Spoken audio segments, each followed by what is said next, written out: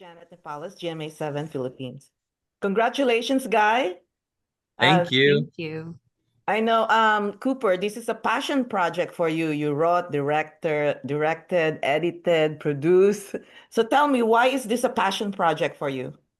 It's just been around forever in my heart and my brain. I like 10 years ago I had the seeds of the idea, and this family's not based on anyone in my life. And I think that's kind of part of it. Is it like I've made movies kind of inspired by things that have happened to me, but this is really like more inspired by this kind of like universe calling. And I think that's why it was such a passion project, was because I didn't feel indulgent in any way. I just like was obsessed and cared so much about this fictional family. And it felt like that this family had a lot to tell its audience. And uh I'm passionate about this family, and that's why it's my passion project. And Lily, why did you decide to sign up for this? Well, it was the best script I'd ever read. Um, and it was coming into my life right when I was looking at what to do right after Riverdale finished. And it was just such a beautiful, moving story. I was really sad when I finished reading it. I didn't want it to end.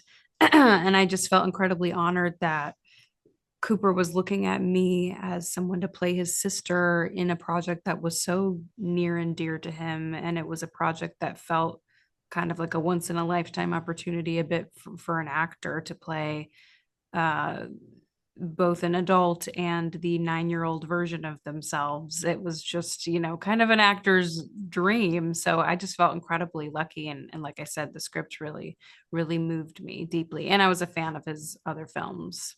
Yeah, following up on that, can you both talk about working with kids and being like kids? You want to talk about that? um, I'm awkward around children, so I had a bit of anxiety having to be around kids. But luckily, my character herself feels strange and uncomfortable around her peers, so it actually kind of helped me that I felt sort of like an outsider. But playing young Harper, it's sort of like not playing a proper 9-year-old, but playing a bit of a jaded version of one. Uh, looking, as an adult looking back on your 9-year-old self, you can't quite pinpoint what that would be. So it's a little bit of a fantasy version Yeah. of what a 9-year-old would be. So I didn't have to play true 9, but I think Cooper was trying to play true 7-year-old. Yeah. Yeah. Yeah, I love kids, but I think I realized on set like these aren't like the kids that I love. Like I What? like no, I love um my partner has a 6 and a 4-year-old, and those ages are just so beautiful and so special. And I got to set kind of thinking, oh, like this is such a special age, but they were all like 7 and 9, and they they're extremely hard to get them to listen to you, and they're extremely difficult to direct. And of course it was so crazy because we were doing this whole shtick of being adults in this classroom, and they were so confused by it, and they would like interrupt takes to say like, why are you so big, like why are you so why are you here, what's this show about? And like, you're not going to explain the whole like concept of growing up too fast to kids. And so it was very difficult, but I had a few of them that I really really loved. Um and I think as Hal, playing someone who just wants to be liked was very easy, because I wanted these kids to like me, even though they didn't respect or listen to me as a director. How was it working with Mark Ruffalo? He's awful. He's the He's best. terrible. He's He's the best. He's such a giving, patient, deeply kind human being. And I think we were told it was a long shot that he would play our dad in this as an indie television show. Why would he?